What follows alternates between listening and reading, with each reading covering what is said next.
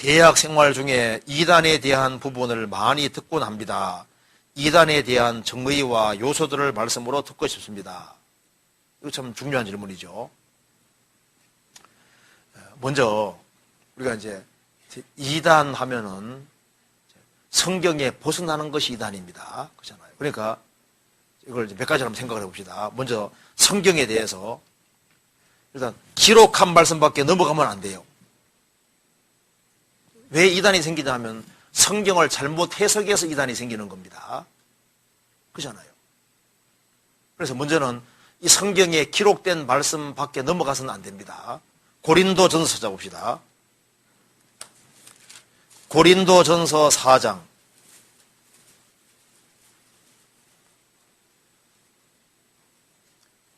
6절. 형제들아, 내가 너희를 위하여 이 일에 나와 아볼로를 가지고 본을 보였으니 이는 너희로 하여금 기록한 말씀밖에 넘어가지 말라 한 것을 우리에게 배워 서로 대적하여 교만한 마음을 먹지 말게 하려 함이니라. 기록한 말씀밖에 넘어가지 마라. 우리에게는 기록되어서 돼. 성경 기록된 데서 넘어가면은 그렇게 해서 이제 이단이 생기기 시작하는 거예요. 그럼 성경에다가 최초로 덧붙인 사람이 누굽니까? 하와잖아요. 하나님은 먹는 날 정령 죽으리라 했는데 하와가 뭐라 했습니까? 먹지도 말고 만지지도 말라. 죽을까 하노라. 만지지 마라 말은 안 했거든요. 먹지도 말고 만지지도 말라. 그 말 안 했습니다. 성경에 덧붙이면 안 돼요. 그래서 항상 성경이 그렇게 되어 있느냐 이걸 확인하는 게 필요합니다. 그 다음 또 한 가지는 성경을 해석할 때 어려운 것은 해석하려고 하지 말아요. 어려운 것을 해석하려고 해가지고 잘못 해석해서 이단들이 많이 생기게 되는 겁니다. 그러니까 성경을 파고 들어가는 사람 중에 이단이 많이 생기거든요. 그것도 잘못 파가지고. 성경 찾아봐봐요. 베드로전서 봐봐요. 베드로서 봐봐요. 3장 16절.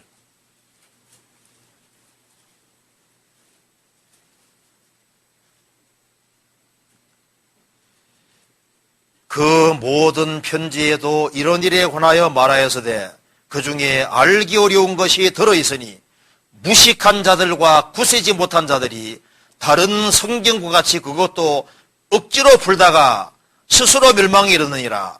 성경에 알기 어려운 게 들어있잖아요. 너무 어려우면 그냥 넘어가도 괜찮아요. 알기 어려운 것이 가끔씩 있는데 무식한 자들과, 사실 무식해서 이단들이 많이 생기거든요. 그리고 신앙적으로 굳세지 못한 자들이 다른 성경과 같이 그것도 억지로 풀다가 스스로 멸망하느니라. 억지로 풀다가 스스로 멸망하는 거예요. 어떻게 하면 됩니까? 억지로 안 풀면 돼. 그죠? 그리고 또 한 가지는 뭐냐면요. 이게 제가 보니까 더 중요하고 덜 중요한 것이 뭔지 몰라가지고 그런 문제가 또 생깁니다. 성경에 더 중요한 것이 있잖아요. 덜 중요한 게 있거든요. 근데 이단들 특징은요, 별로 중요하지 않은 것을 가장 중요하게 내세우는 거예요. 제일 중요한 것은 천국 가게 되는 문제인데, 회개하고 복음을 믿고 하나님의 생명을 얻고 그 다음 바르게 살아가는 이것이 성경에서 중요한 건데, 별로 중요하지 않은 것을 가장 중요하게 얘기해놔요.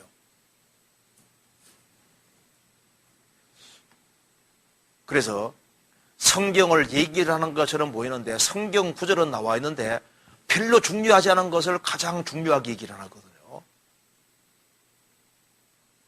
성경 한번 찾아볼까요? 마태복음 23장 봅시다.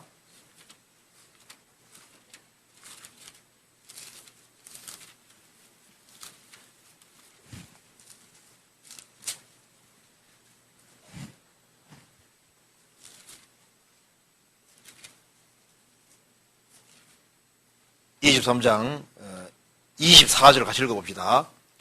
소경된 인도자여 하루살이는 걸러내고 약태는 삼켜놓도다. 약대라는 것은 이거 큰 계명입니다. 큰 계명은 어기면서 하루살이는 걸러낸다. 별로 중요하지 않은 것을 가장 중요하게 생각하고 문제 삼는 거예요.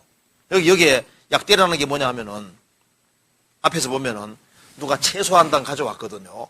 약뿌리 하나 가져왔거든요. 그걸 10분의 1로 자로 딱 째서 바치는 거예요. 자기는 바칩니다. 다른 사람 보니까 약뿌리 가져왔는데 안 바치거든요. 그걸 딱 문제 삼았습니다. 네가 하나님 섬기는 사람이야? 니 왜 약뿌리 안 바쳐? 약뿌리 바쳐야지. 그거 안 바치면 너는 신앙적으로 잘못된 거야 하면서 그거 가지고 물고 늘어지는 거거든요. 더 중요한 것이 뭐예요? 의와 인과 신, 하나님을 향한 믿음과 이웃을 향한 사랑과 주 안에서 바르게 살아가는 이게 더 중요한 건데, 그 사람이 승과할 믿음이 있는지, 하나님을 정말 사랑하는지, 그리고 하나님을 바르게 살아가는 게 더 중요한 건데, 지엽적이고 중요하지 않은 문제 가지고 계속 물고 늘어지는 이제 그것이 하루 사이에 걸러내는 사람들인 겁니다. 우리가 보면 이단에 속한 사람 보면요, 진짜 천년 중요한 걸 중요하게 생각하지 않고 중요하지 않은 것을 아주 중요하게 생각하는 특징이 있습니다. 그렇잖아요.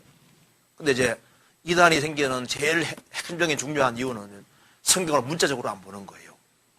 성경을 비유와 상징으로 이해하기 때문에, 그래서 많은 이단들이 생기게 되는 겁니다. 그래서 성경을 읽을 때는, 배울 때는 먼저 문자적인 측면에서 역사적인 배경을 고려해서 성경에 말하는 아주 핵심적인 가르침이 있지 않습니까? 그것을 기초해서 그 다음에 영적으로 이렇게 이해해야 되는데, 교인들에게 성경은 문자로 보면 안 돼 하고 전부 다 비유와 상징으로 이해하게 하면서 싹 만들어 놓으면요, 그 다음에는 교조가 말하는 대로 따라가게 돼 있다니까요. 그래서 성경을 있는 그대로 이해하는 것이 꼭 필요한 겁니다. 그래서 세상 책을 읽는 것처럼 성경은 글자로 되어 있으니까 하나님이 성경에서 명백히 말씀하셨어요. 그런데 그 명백히 하신 말씀들을 가지고서 이걸 문자로 이해하면 안 된다는 식으로 해서 자꾸 비유와 상징으로 이렇게 이해를 하면요, 교주가 하는 대로 따라가게 되어 있습니다. 그래서요, 지금 우리 보면 이상한 데가 다 그래서 성경을 문자적으로 이해하지 않고 역설적으로 이해하지 않고 비유와 상징으로 이해하기 때문에 많은 잘못된 것을 범하게 되는 거예요. 그렇잖아요. 그리고 또 한 가지는요, 성경에서 이것이 유대인에게 해당되는지 이방인에게 해당되는지 교회에 해당되는지 구별을 잘해야 되거든요. 그런데 이건 전혀 교회에 해당되지 않는 것을 교회에 해당시키고, 이건 불신자에게 해당되는 말인데 이게 신자에게 해당되는 것처럼 얘기하고, 이건 구원 안 받은 사람에게 하는 말인데 구원 받은 사람에게 하는 것처럼 이렇게 하고, 이렇게 해서 이상하게 해석한다니까요. 그렇게 생길 수 있어요, 이런 게.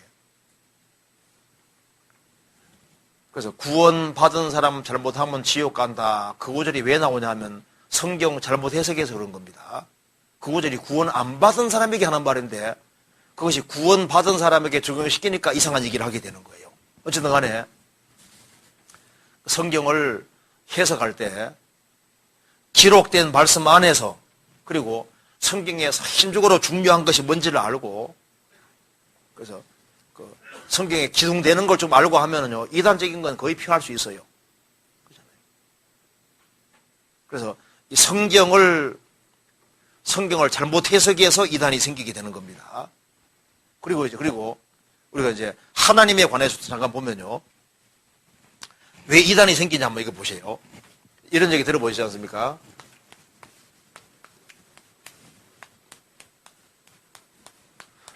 성부, 성자, 성령이 하늘 얘기 들어보시지 않습니까? 삼일체라는 거 들어보셨잖아요. 삼일체라는 것이 왜 중요하냐 하면은 예수님을 어떻게 이해하느냐, 이 문제입니다. 예수님. 예수님이 누구냐? 하나님과 유사한 분이냐? 진짜 하나님이냐? 이제 이것이 이단이냐 아니냐에 의해서 중요한 요소가 되거든요. 왜냐하면 예수님을 참 하나님으로 믿는 사람과 예수님은 하나님과 유사한 존재로 이해하는 것은, 이건 이제 시간 지나가면 하늘과 땅 차이로 완전히 달라지게 되는 거예요.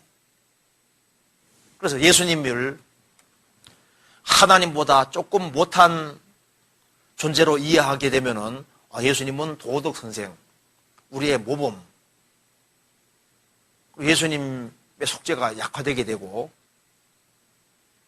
그러니까 예수님이 우리를 구원할 수 있는 능력이 없어지게 되고 복잡한 문제들이 다 생기게 되는 겁니다. 그러니까 예수님의 신성이 왜 중요하냐 하면은, 예수님이 하나님이라는 것이 왜 중요하냐 하면 이것이 우리의 구원과 직결되어 있고, 그리고 예수님이 하나님이 아주 확실해야만 예수님 완성하신 것이 하나님이 하신 일이 되는 거니까 절대적으로 확실하게 되는 겁니다. 그러니까 예수님을 약간 이렇게 하나님보다 못한 존재로 이해하는 모든 데서 다 이단이 다 생기게 되는 거예요. 그러니까 예수님이 하나님이라는 사실과 또 한 가지는 예수님이 오셔서 십자가에 죽으시고 부활하셨는데, 이 예수님의 십자가의 피가 우리를 위해서 고난받으셨고 우리를 대신해서 죽으신 피고 우리를 형벌해서 건지는 피라는 이거 자체가 예수님을 이해하는 데 제일 중요한 요소가 되는 겁니다. 그런데 요걸 이제 역속에서 모든 이단들은 요걸 빼거든요. 그 징그러운 피 얘기 더 이상 하지 말자. 그래서 예수님 피 자체를 약화시키는 모든 데서 이단적인 것이 다 발생하게 되는 거예요. 그리고 또 한 가지는 뭐냐면요, 이제 이게 성령에 대한 이해인데, 그 성령님이 하나님이신데요, 이 성령이 하나님 말씀을 떠나서 이 말씀이 가는 곳에 성령이 항상 가는데 성령과 말씀을 분리시키는 경우가 있습니다. 그러니까 성령께서 따로 말씀과 관계없이 새로운 것을 뭔가 계시해주고 말해준다고 하면 이걸 이제 성령주의라고 하는데요. 이런 계통의 사람들이 또 과거부터 있어 왔습니다. 그래서 우리는 성경 필요 없다. 성령께서 직접 말씀해 주신다. 그 얼마 시간 지나가면 다 이상한 데로 빠집니다. 말씀하고 말씀이 가는 곳 성령이 가는 거니까 말씀과 성령을 분리시키면 안 되는 거예요. 그리고 성령이 하는 주된 일이 뭐냐? 방언하게 하는 것이냐? 이적 행하는 거냐? 아닙니다. 성령이 행하는 주된 일은 뭐냐 하면은, 성령이 하는 주된 일은 성부와 성자의 영광을 드러내기 위해서 성령께서 계시는 거예요. 그러니까 성령이 하시는 일은 아버지와 아들의 영광을 드러내시는 분인 겁니다. 그래서 성령의 역사는 하나님 아버지와 예수님에 대해 확실하게 이해하고 예수님을 의지하고 살고 예수님을 닮아가게 만들고 이쪽으로 예수님 쪽으로 이해시키고 예수님 붙잡고 살게 만드는 이것이 성령의 역사인 거예요. 그래서 가장 쉽게 이걸 한번 보세요.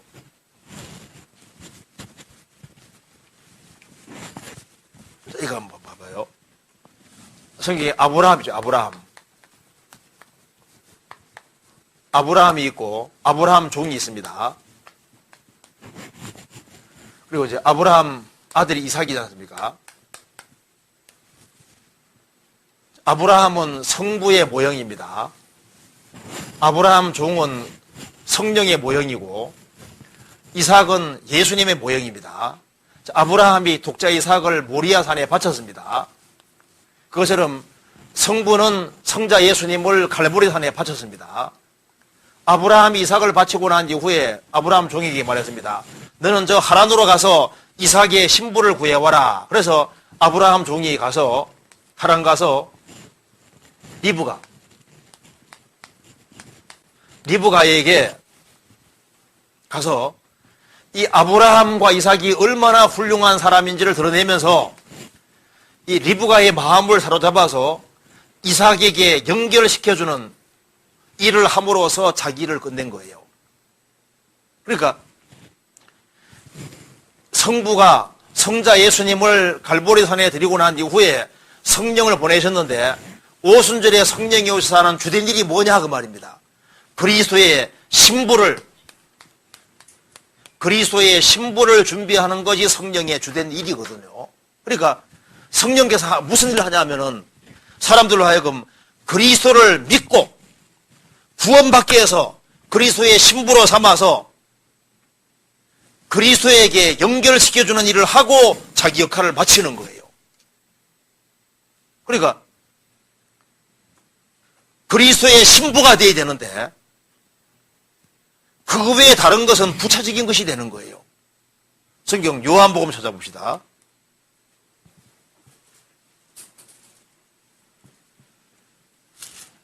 요한복음 15장 26절.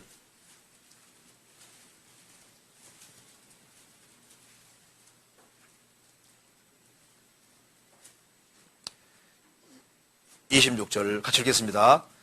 내가 아버지께로서 너희에게 보낼 보혜사 곧 아버지께로서 나오시는 진리의 성령이 오실 때 그가 나를 증거하실 것이요. 예. 성령은 오셔서 뭐 하느냐? 나를 예수님을 증거하실 것이요. 성령은 예수님을 증거하기 위해 오신 분인 겁니다. 16장 14절 같이 읽겠습니다. 같이 읽겠습니다. 그가 내 영광을 나타내리니 내 것을 가지고 너희에게 알리겠습니다. 그가 성령께서는 내 영광 나타낼 것이다. 그러니까 아브라함의 종은 찾아와서 아브라함과 이삭의 영광을 나타내면서 리브가의 마음을 사로잡아서 이삭에게 시집가게끔 만들었잖아요. 그처럼 성령께서는 이 성경을 통해서 그리스도를 드러내고 그리스도가 신랑감으로 제일 좋은 신랑감이고 주까지 사랑하신 분이라는 걸 깨닫게 해서 예수님을 자기의 사랑의 대상자로 받아들이게 만드는 것이 성령이 하는 가장 큰 중요한 일에 속하는 겁니다. 그러니까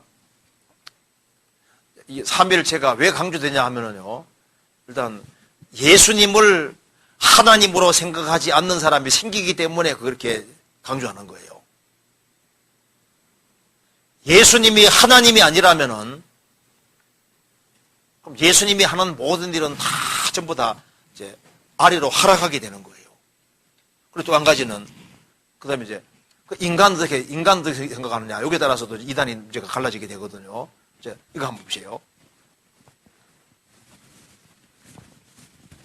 그리고 구원받으면은 이단적인 것은 한꺼번에 싹 벗어나게 되는 겁니다. 자, 사람을 어떻게 하느냐,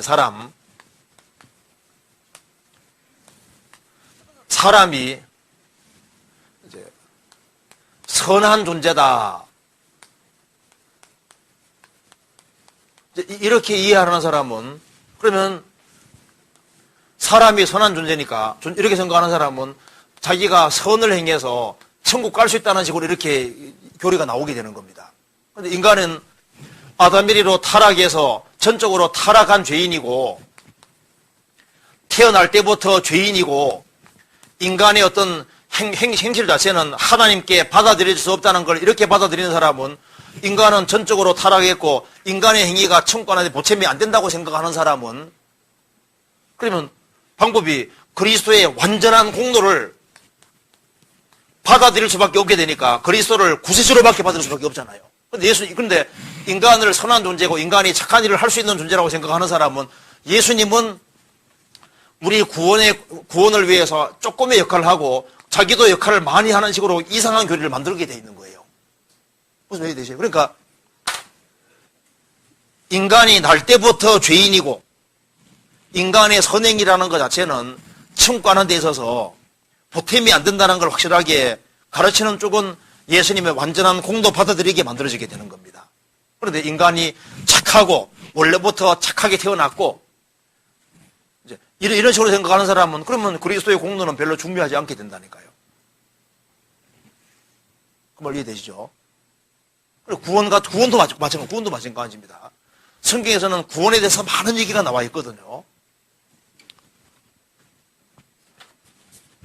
성경이 이렇게 되어 있습니다.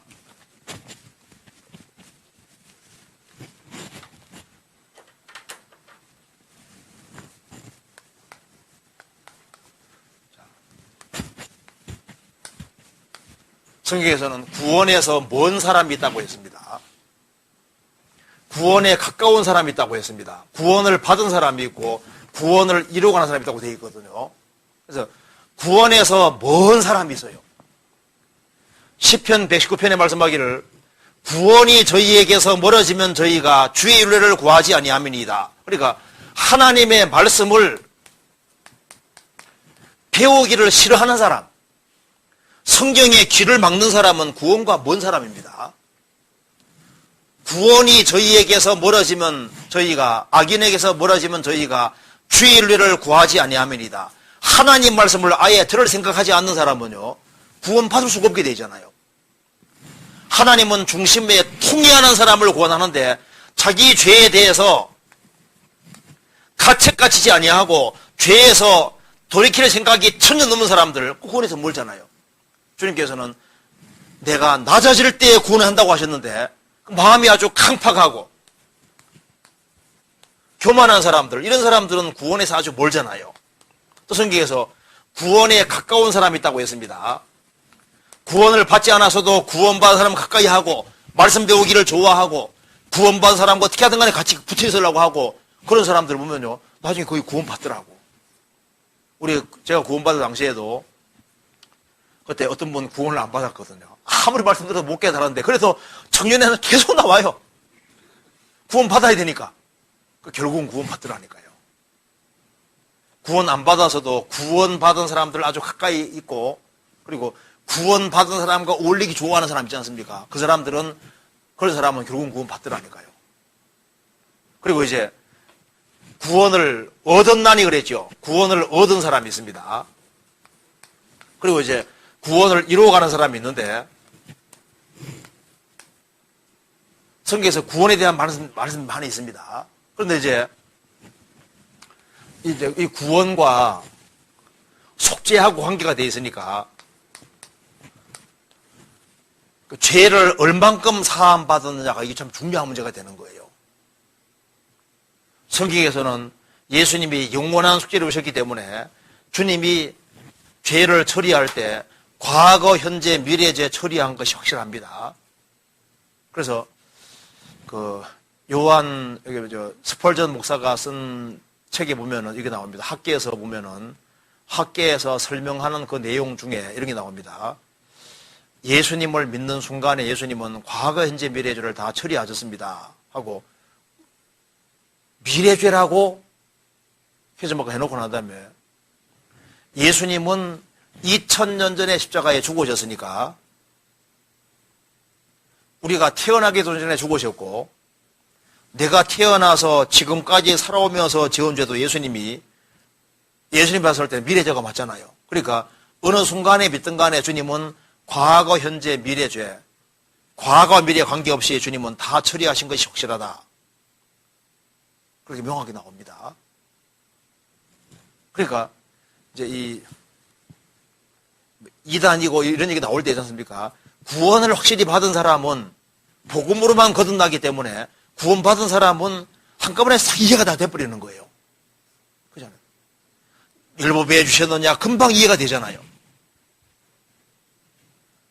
죄를 깨닫게 하게 해주셨고, 그 다음에 구원받은 사람이 이제 구원받고 나면은 예수님의 율법의 저주는 십자가에 죽어서 담당하셨고, 율법의 요구는 예수님이 온전한 공생의 사심으로서 율법의 의를 이루셨고, 율법의 요구는 성령께서 우리에게 들어오심으로 우리가 율법 요구가 사랑이니까 생활 속에 사랑을 신선하게 만드시니까 율법의 요구가 이루어지거든요.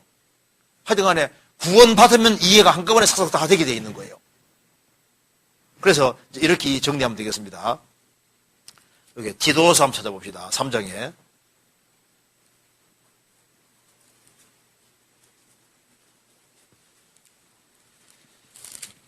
3장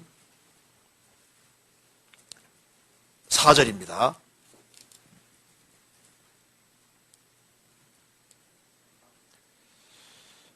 우리 구주 하나님의 자비와 사람 사랑하심을 나타내실 때 우리를 구원하시되 우리의 행한 바 의로운 행위로 말미암지 아니하고 사람이 구원받을 때 행위로 구원받는다고 말하면 이단이 되는 겁니다.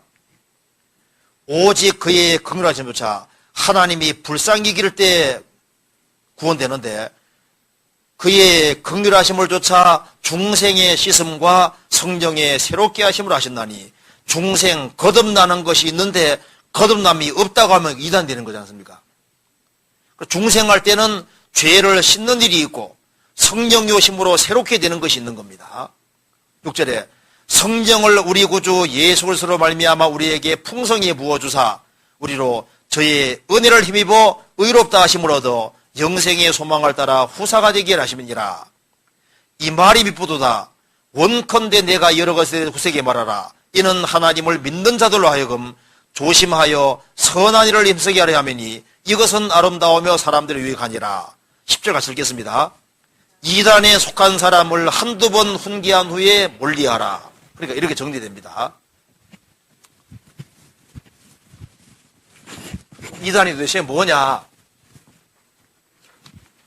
자, 하나님이 사람인 우리를 구원하시되 우리의 행한 바 의로운 행위로 말미암지 아니하고 구원은 행위로 되는 것이 아닙니다.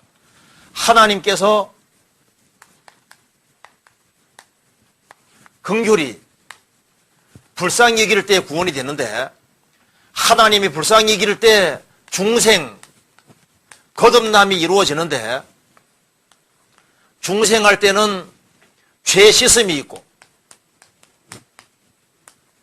성령이 오심으로 그 사람이 새 사람이 되는 것이 있다는 겁니다. 그래서 오로지 주의 은혜를 힘입어서 의롭다함을 얻어서 하나님의 후사가 되고 하나님 아들이 되고 상속자가 되는 겁니다. 그리고 이 여러 것에 대해 후세게 말하라. 앞에 보면은 인간의 죄인됨, 구원을 받아야 됨, 구원받는 것은 행위로 안 됨, 구원받을 때는 하나님이 불쌍히 여겨줘야 구원이 이루어지고 그래서 중생 거듭남이 이루어지는데 중생에는 죄 씻음이 있고 성령이 오심으로 새 사람 되는 일이 있다. 그래서 은혜로 의롭다함을 얻어서 하나님의 아들 되고 후사가 된다. 이걸 구세게 말하라고 그랬고 그 다음에 선한 일을 힘써야 된다. 거듭나고 난 이후에 가정생활 바르게 하는 것도 선한 일이요. 직장생활 바르게 하고 하나님 말씀 따라 조심스럽게 살아가는 모든 것이 선한 일이 되는 겁니다. 그리고 이게 선한 일은 요한계시록 22장의 상과 영광이라고 했습니다. 그래서 이것은 오직 하나님의 은혜로 되는 것이고 거듭나고 난 이후에 바르게 살아가는 것은 전부 다 상과 영광이라고 성경에 말씀하셨습니다. 그러면서 이에서 벗어나는 것은 이단이니까 멀리하라고 하신 겁니다. 그죠? 저번에 우크라이나에서 목사님들이 와서 한 달 동안 공부를 한 적이 있습니다. 4명이 왔었는데요. 그 중에 3명은 유태인이었습니다. 유태인 목사님들입니다. 나중에 알려주더라고요. 근데 그분들이 얘기를 하는데 성경 공부를 쭉 하면서 어느 날 그 털보 목사님이 무릎을 치는 거예요. 아, 그렇구나. 이제 히스기야의 개혁이 뭔지를 알겠다는 겁니다. 히스기야가 종교 개혁하고 요시야가 개혁했는데 그 개혁 핵심이 뭔지를 드디어 이해가 된다는 겁니다. 한번 찾아봅시다. 역대하 32장 보세요. 역대하 32장 32장 12절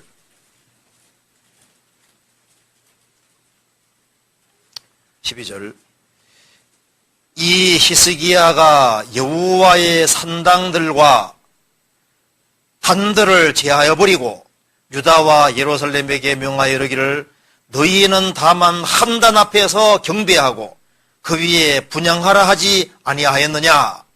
여기 한 단이란 말이 나와 있죠.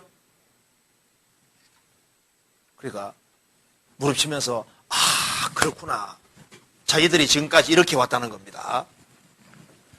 우크라이나에 있으면서 성경에 나와 있는 것은 막 열심히 가르친 거예요.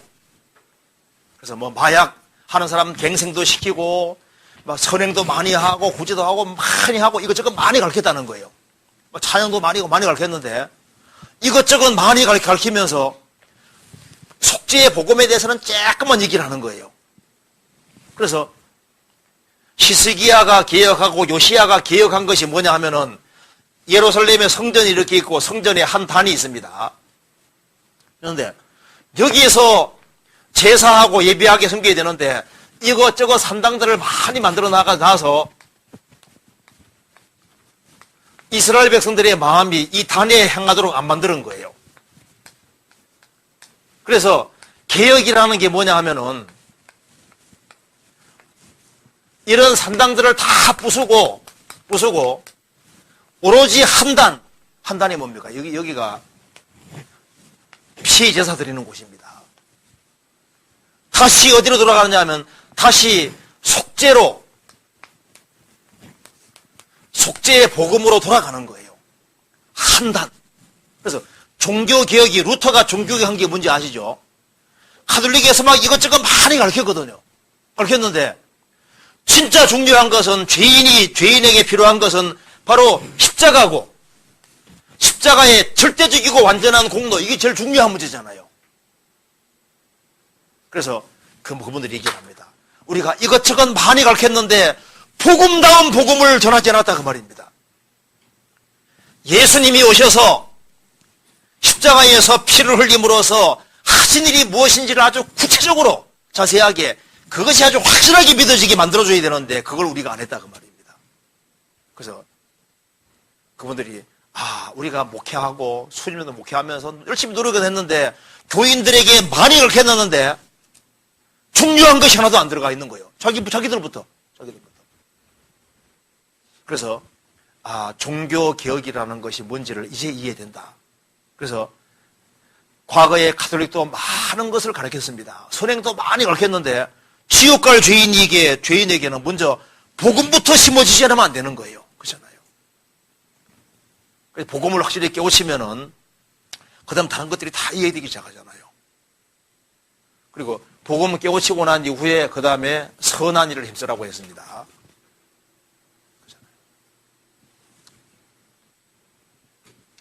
그래서 여기 이제 질문 나온 내용 속에 질문에 보면은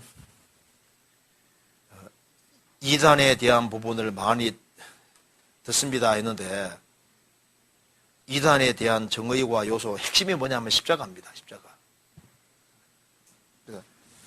일단 중생이 성경에서 제일 중요한 문제거든요. 중생 거듭나는 거.